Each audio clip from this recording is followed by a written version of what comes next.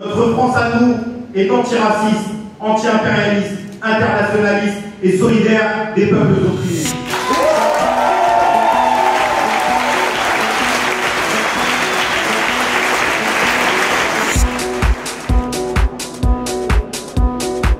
La crise sanitaire, on ne sait pas d'ailleurs si on est totalement sorti. De ce qu'on voit en Europe, il y a une nouvelle vague qui arrive du Covid-19 avec une probabilité de confinement des non-vaccinés, comme ils disent, d'essayer de mener encore une fois de plus un arsenal autoritaire, répressif contre ceux qui ne sont pas vaccinés, plutôt que de faire ce que nous on revendique, de la pédagogie vaccinale pour convaincre les non-vaccinés de pouvoir se faire vacciner. Mais quoi qu'il arrive, on voit vraiment qu'il y a un après, un avant crise sanitaire et que la réalité, c'est qu'avec la montée des prix de l'énergie, du gaz, de l'essence, des produits de première nécessité, il y a la possibilité aujourd'hui que face à la crise sociale, en fait, il y ait un surgissement nouveau de ce qu'a été les Gilets jaunes, mais peut-être, nous on l'espère, combiné avec le mouvement ouvrier, la jeunesse et les quartiers populaires.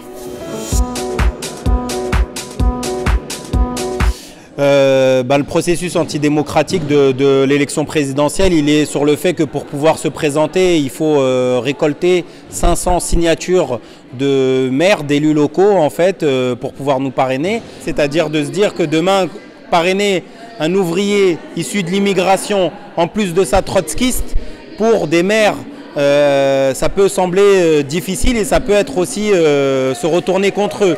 C'est d'ailleurs pour ça que le gouvernement d'Emmanuel Macron, il s'est dépêché de faire une réforme institutionnelle qui fait que la signature des maires aujourd'hui, elle est publique dans le journal officiel. Et les maires, ils le savent, c'est-à-dire qu'ils ont peur de perdre notamment des subventions, ils ont peur que ça se retourne contre eux aux prochaines élections. C'est clair qu'il y a une offensive réactionnaire aujourd'hui de plus en plus importante. C'est pas anodin que Zemmour monte dans les sondages et dans les intentions de vote presque 17%. Mais pour nous, en tant que marxistes, c'est aussi le reflet de cette crise profonde du système politique, en fait, comme pouvait dire Gramsci sur la théorisation en fait de la crise organique entre la gauche et la droite. Ma candidature aussi vient lutter contre ça, contre ce discours-là, avec un discours qui vise à l'unité de notre classe, l'unité des exploités et des opprimés, face justement à ce discours-là, qui au-delà d'être réactionnaire et xénophobe, est aussi un discours surtout bourgeois, anti-ouvrier, anti-immigré, etc. Et que nous, dans cette présidentielle, on se doit de l'annoncer. Et moi je dis les menaces de l'extrême droite, les insultes, etc.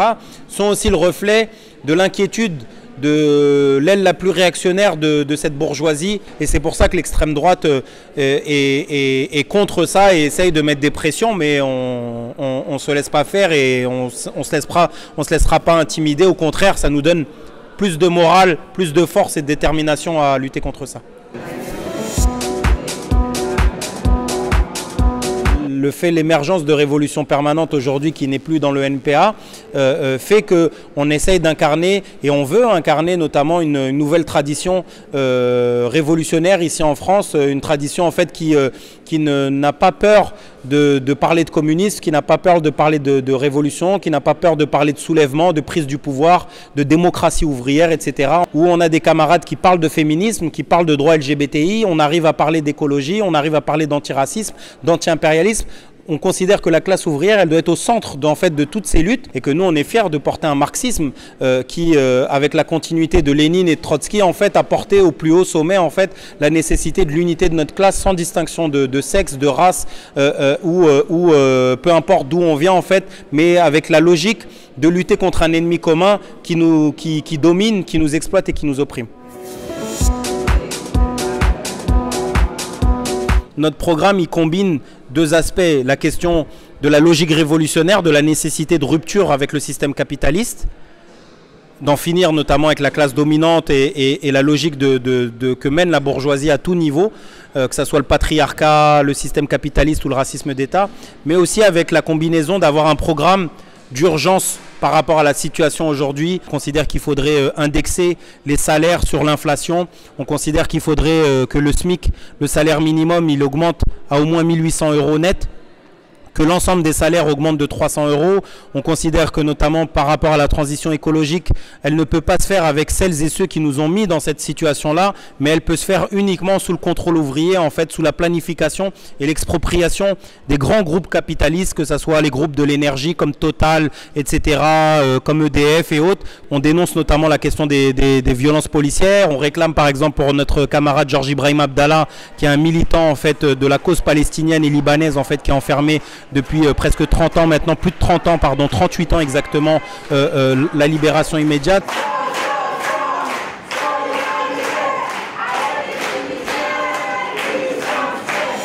Merci beaucoup les camarades.